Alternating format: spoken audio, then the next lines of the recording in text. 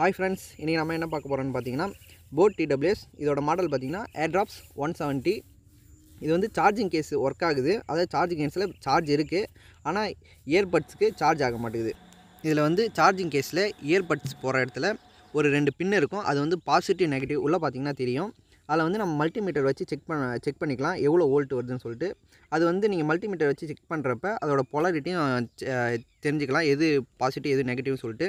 இப்போ ரெண்டு இடத்துலையும் செக் பண்ணுறேன் பாருங்கள். அதில் வந்து 1.9 1.8 சம்திங் வோல்ட் தான் வருது. ஆக்சுவலாக அதில் வந்து 5 வோல்ட் வரணும், அதில் 1.0 வோல்ட் தான் வருது.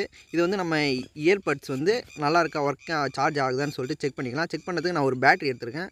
இந்த பேட்டரி வந்து பார்த்திங்கன்னா அவுட்புட் வோல்டேஜ் வந்து 3.7, ஆனால் இந்த பேட்டரியில் வந்து 4.15 வோல்ட் இருக்குது. நான் அதை வச்சு சும்மா செக் பண்ணியிருக்கேன் சார்ஜ் ஆகுதான்னு சொல்லிட்டு. அது வந்து பார்த்திங்கன்னா அந்த 2 லீட்லையும் கரெக்டாக பாசிட்டிவ் நெகட்டிவ் பார்த்து வச்சிங்கன்னா அந்த இயர்பட்ஸ் வந்து சார்ஜ் ஆகும். அந்த ரெட் கலர் லைட் எரியும், இண்டிகேட் ஆகுது. அது ஆக்சுவலாக இயர்பட்ஸ் வந்து நல்லா இருக்குது. இப்போ நம்ம என்ன பார்க்கணுன்னா, நம்ம சார்ஜிங் கேஸில் தான் ஏதோ சம்திங் ப்ராப்ளம் இருக்குது. அது என்ன ப்ராப்ளம்னு சொல்லிட்டு பார்க்கலாம்.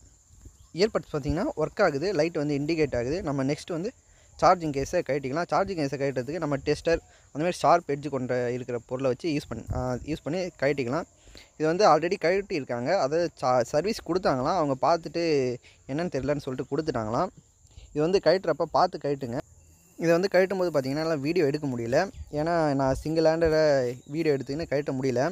இதை வந்து நான் எல்லாத்தையும் ரிமூவ் பண்ணிக்கினேன். சால்ட்ரிங் வச்சுருக்கிறதுலாம் பேட்ரி, ஆல் சென்சார் எல்லாத்தையுமே ரிமூவ் பண்ணிக்கினேன். ரிமூவ் பண்ணிவிட்டு நான் மறுபடியும் என்ன பண்ணுறேன்னா, தனியாக ஃபஸ்ட்டு பேட்டரியை மட்டும் அதில் போட்டுட்டு அதில் நான் வந்து எவ்வளோ வோல்டேஜ் வருதுன்னு செக் பண்ணுறேன். நீங்களே பாருங்கள், செக் பண்ணுறப்ப பார்த்திங்கன்னா அது டெர்மினல் பார்த்து கரெக்டாக வைங்க. அதில் மென்ஷன் பண்ணியிருப்பாங்க, கரெக்டாக தெரியும். இதில் வந்து வோல்டேஜ் பார்த்திங்கன்னா 5 வோல்ட் வருது. பார்த்திங்கன்னா தெரியும் 5 வோல்ட் வருது. 2 போர்ட்லையுமே 5 வோல்ட் வருது. இதில் வந்து அப்போ என்ன ப்ராப்ளம்னா, ஹால் சென்சாரில் தான் ப்ராப்ளம் இருக்குது. அது மேலே வந்து ஒரு கேப் போடுவோம். அந்த சார்ஜிங் கேஸில் வந்து மேலே வந்து ஒரு கேப் இருக்கும். அதில் வந்து ஹால் சென்சாருக்கு நேராக ஒரு மேக்னெட் ஒன்று கொடுத்துருப்பாங்க. அந்த மேலே இருக்கிற கேப்பை கழட்டும் போது தான் தெரியுது அந்த மேக்னெட் வந்து அங்கேருந்து எடுத்துகிட்ருக்குன்னு. அது வந்து ஆக்சுவலாக ஒட்டி வச்சுருப்பாங்க, அது எடுத்துகிட்ருக்கு. அதை வந்து திரும்ப அதே இடத்துல ஃபிக்ஸ் பண்ணுறேங்க. அது வந்து எந்த பக்கம் ஒட்டிருந்துச்சோ அதே பக்கம் ஒட்டிடுங்க. ஏன்னா அந்த மேக்னெட்டை வந்து மாற்றி ஒட்டிட்டிங்கன்னா ஹால் சென்சார் வந்து ஒர்க் ஆகாது. அதாவது இந்த ஹால் சென்சார் வந்து என்ன பண்ணுன்னா, அது ஒரு மேக்னெட்டை டிபெண்ட் பண்ணி அது ஒர்க் ஆகும். அது ஒரு சுவிட்ச் போல் ஒர்க் ஆகும். அந்த மேக்னெட் வந்து நார்த்து சவுத் போல், அதாவது மேக்னெட்டில் நார்த்து சவுத் இருக்கும். அது வந்து எந்த டைரெக்ஷனுக்கு ஏற்ற மாதிரி அவங்க கொடுத்துருக்காங்களோ அந்த டைரெக்ஷனை அப்படியே ஒட்டின்னு நான் ஹால் சென்சாரோட ஒர்க்கிங்கை நான் நெக்ஸ்ட் வீடியோவில் சொல்கிறேன். இது வந்து TWS பார்த்திங்கன்னா ரெடி ஆகிடுச்சு.